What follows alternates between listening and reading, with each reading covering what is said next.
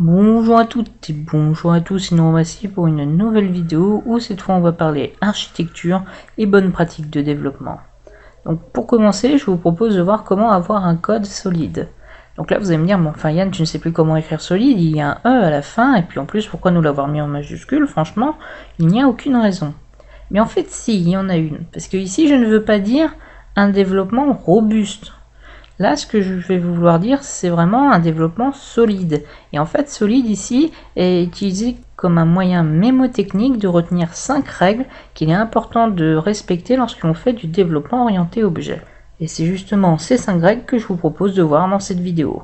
Mais avant de passer en revue les différentes règles, il est légitime de se demander d'où ça vient. Parce que si c'est une fantaisie de Yann, ça va rien vous apporter.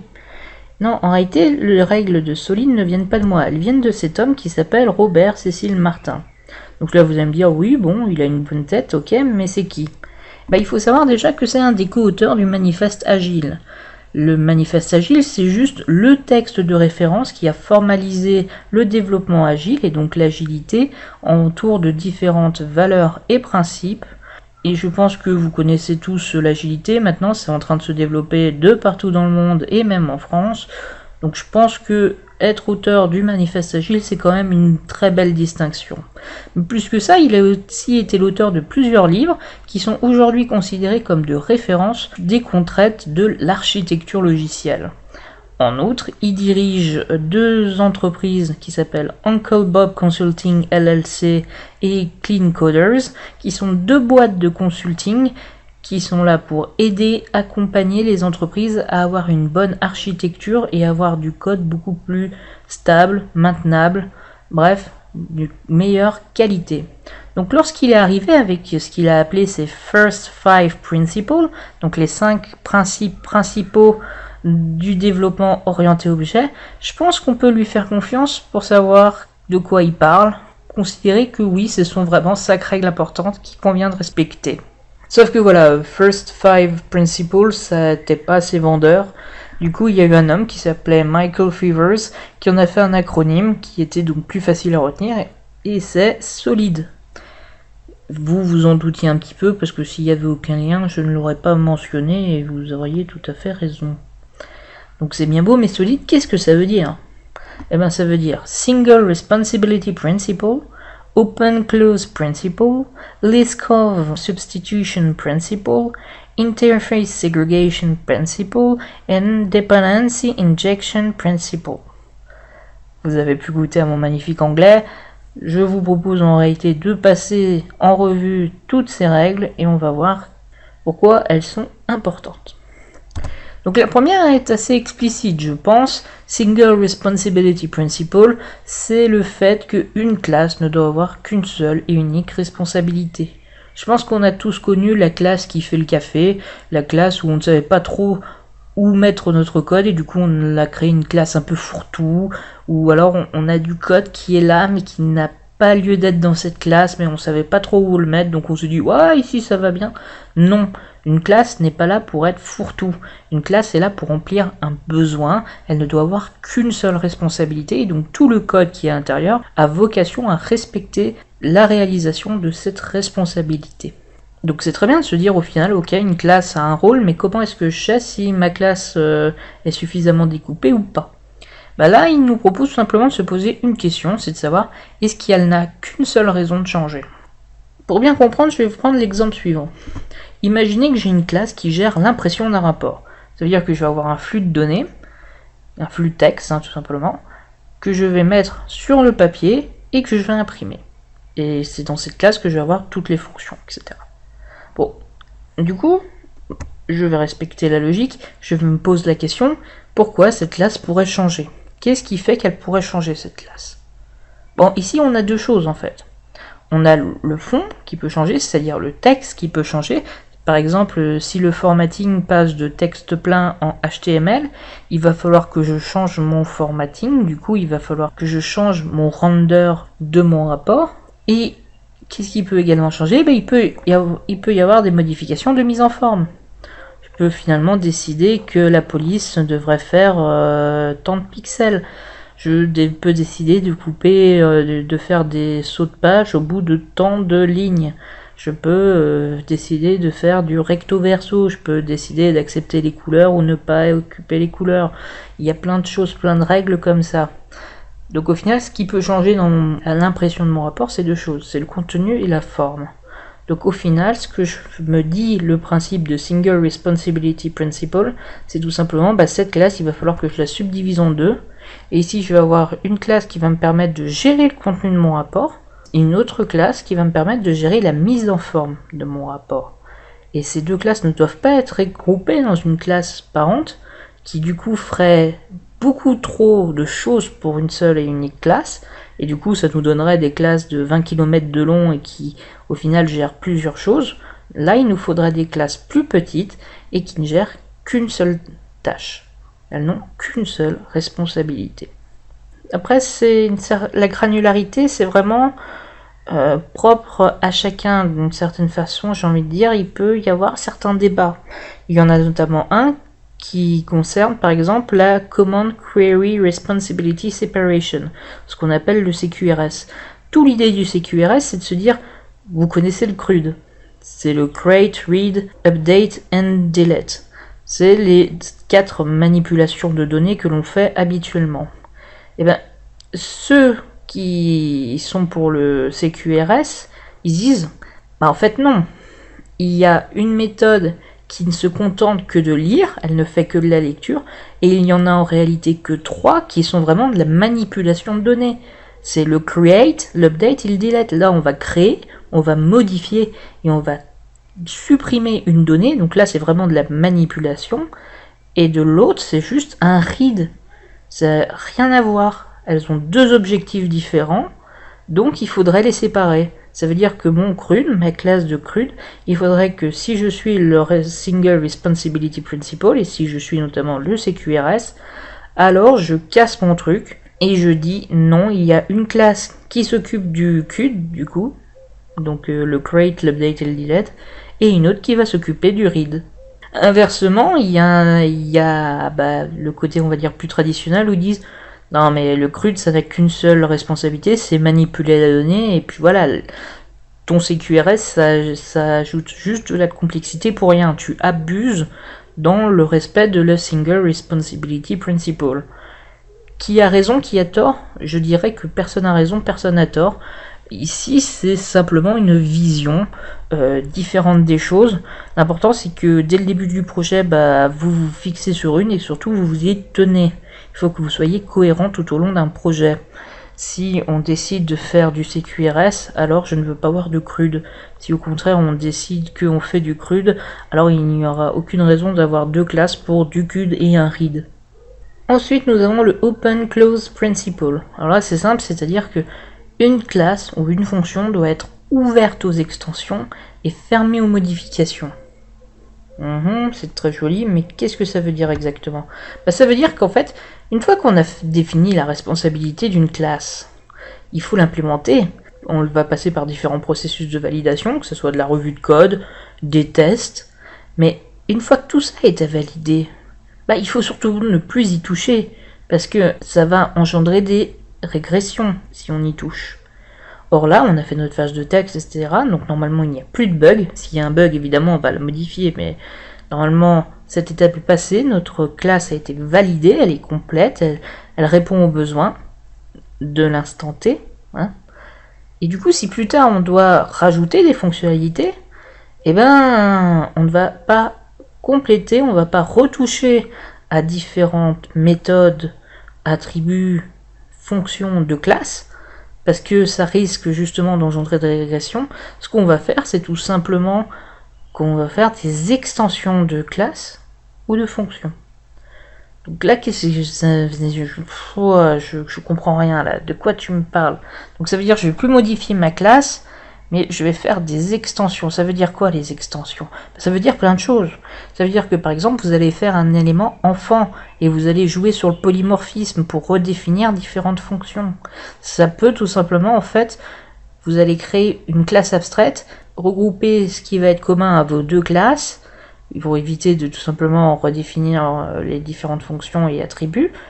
Et ensuite, vous allez spécialiser vos deux classes. Ou bien encore, ce qui vous intéresse et que vous voulez conserver, vous allez tout simplement les définir dans une interface et vous allez faire en sorte de créer une nouvelle classe qui va implémenter cette interface et qui va donc implémenter les différents besoins que vous avez sur votre classe de départ. Mais vous ne touchez pas votre classe de départ. Une fois qu'elle a été validée, on ne va pas la changer. Et donc justement, tout le but c'est de réfléchir son architecture, de bien la penser pour justement anticiper et faire en sorte que lorsqu'on va vouloir implémenter de nouvelles fonctionnalités, qu'on puisse facilement hériter, qu'on ait des interfaces qui soient clairement définies et clairement utiles. Ensuite, nous avons la Liskov Substitution Principle. Donc là, c'est très simple, ça veut dire, imaginez, j'ai une instance de classe, puis tout d'un coup, je décide de la remplacer par une classe fille, ou même une petite fille, en fait un enfant. Je décide de la remplacer par une sous-classe. Eh bien, il faut que mon code marche toujours. Je vais prendre un exemple tout bête. Vous voyez une fonction de logger. On va écrire des logs. Jusqu'à maintenant, on peut tout simplement faire ça avec du texte plein. C'est-à-dire que je vais utiliser logger en texte plein. Ok, jusque là, pas de problème. Puis je me dis, au final, ça serait bien que je puisse enrichir ça. Donc je vais faire le logger en XML. Puis je dis, ouais, mais là, j'en ai aussi besoin pour faire du JavaScript. Du coup, ça serait bien que les retours soient faits en JSON. Bon, ok, je vais mettre les logs en JSON. Et du coup, je me retrouve avec 3 objets différents qui peuvent être utilisés de manière différente, qui traitent des données différentes. L'un est du XML, l'autre du JSON, l'autre du texte plein.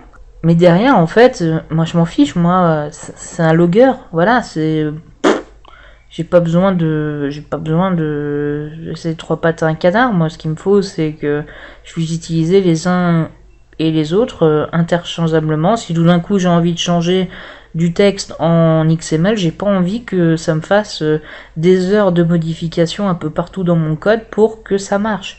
Non, l'idée, ça va être de plutôt faire une interface ou une classe parent, logger par exemple, ou iLogger si je décide de faire une interface. Les 3 vont hériter ou implémenter celle-là. Ce que je vais faire, c'est qu'il est important que chaque méthode spécifique, c'est-à-dire par exemple si je déclare une méthode qui existe uniquement dans la classe XML, il faut que son appel ne soit que dans la classe logger en XML. Pourquoi? Parce que si un jour mon logger XML je le remplace avec du JSON, cette méthode n'existera plus et du coup je ne serai plus capable de remplacer mon logger XML par mon logger JSON.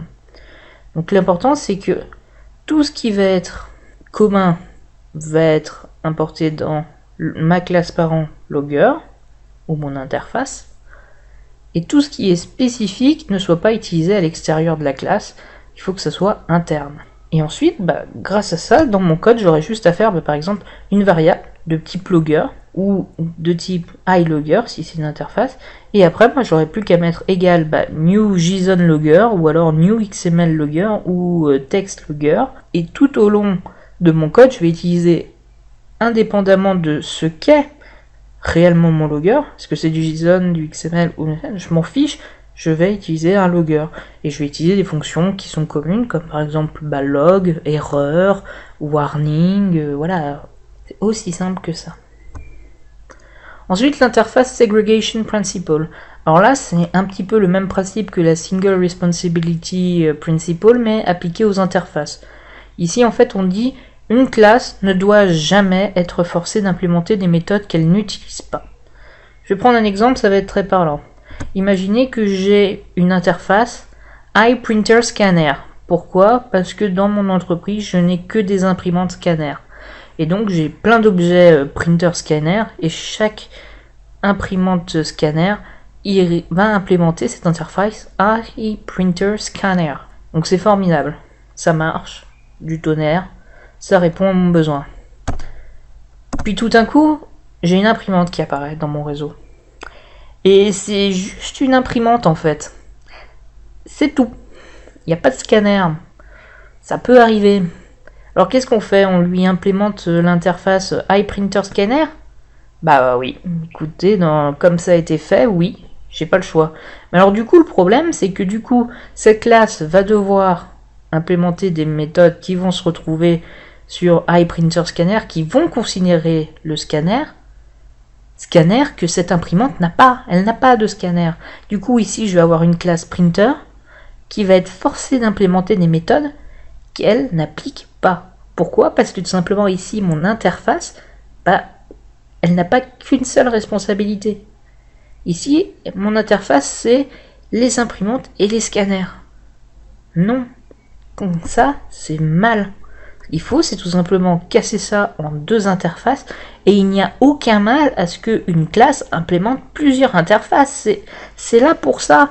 Il ne faut pas avoir peur de faire une liste d'interfaces que va implémenter une classe, que faire une interface fourre-tout qu'on va faire hériter tout le monde, et que du coup, tout le monde va devoir implémenter des méthodes qui ne le concernent pas nécessairement. Ça, c'est stupide. Ça, ce n'est pas à faire.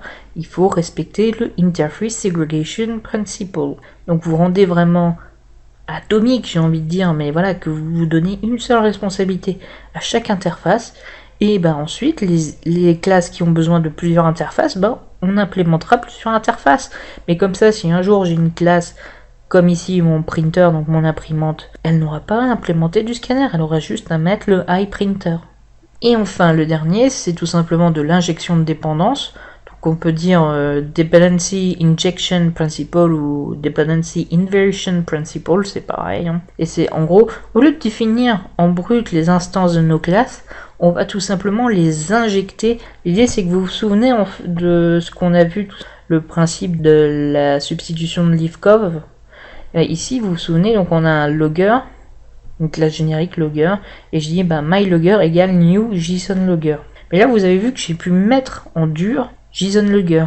Ça, c'est pas bien. L'idée, ça va être de injecter cette classe dans le constructeur. Donc au final, je vais me créer ma classe ici, donc par exemple public class myClass. Je vais déclarer mon attribut, donc ici myLogger. Et ensuite, dans le constructeur de ma classe, je vais passer un élément. Je ne sais pas quoi, je sais juste que ça va être un logger. Et derrière, je lui dis que ma variable, mon attribut, prend ce paramètre d'entrée. Et ici, en fait, quand je vais passer ma classe, je vais faire un new myClass, et c'est à l'intérieur que je vais pouvoir lui mettre new JSONLogger. Comme ça, moi, en fait, derrière, je peux lui passer différents types à ma classe. Parce que si ici, dans mon logger, imaginez ici, j'aurais mis donc logger, myLogger, et ici, j'aurais mis un new, j'aurais été fixé. Ma classe ici n'aurait que la possibilité de mettre du JSON. Alors que là, en fait, la classe, elle s'en fout, elle manipule un logger. Et c'est dans son paramètre d'entrée que je lui dis, c'est du XML, c'est du JSON, c'est du texte plein. Voilà. Et ça, c'est notamment extrêmement utile lorsque vous faites des tests. Vous allez pouvoir y passer un mock. Et c'est vachement important. C'est vachement pratique. L'injection de dépendance, franchement, c'est le plus important, presque. Parce qu'en fait, c'est tout simplement celui qui est, je pense, le plus facile à ne pas respecter. Parce que ça demande un certain travail, c'est pas forcément naturel, mais c'est quand même vachement important. Grâce à ça, en fait, toute ma classe va pouvoir utiliser un objet de type logger. Elle ne sait pas ce que c'est, elle ne sait pas si c'est du HTML, du XML, du JSON, elle sait pas, elle s'en moque. C'est moi qui lui injecte ici au moment où je crée mon instance. Du coup, c'est quand même quelque chose de beaucoup plus souple. Donc voilà, c'est tout pour cette vidéo. Donc je vous remercie pour votre attention. J'espère qu'elle vous a été instructive et que maintenant vous connaissez mieux ce qu'on appelle du développement solide. Et que du coup, maintenant vous serez tout simplement prêt à faire du code de meilleure qualité. C'est parce que je ne fais pas ça pour rien. C'est que pour vous, ça vous serve. Donc je vous dis à une prochaine fois pour une prochaine vidéo. Et donc à plus.